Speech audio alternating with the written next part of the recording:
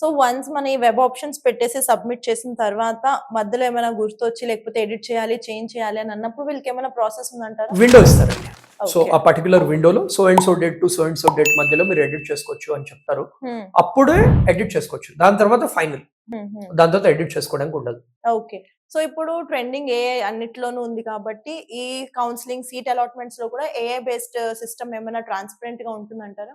Definitely implement చేసే chance ఉందండి. Because Okay. ఇప్పుడు కౌన్సిలింగ్ ప్రాసెస్ కూడా ఇప్పుడు వాళ్ళకు పర్టికులర్ విండో ఇస్తున్నారు. ఆఫ్టర్ విచ్ ఒక 2-3 డేస్ తర్వాత అలాట్మెంట్ అనేది ఇస్తున్నారు.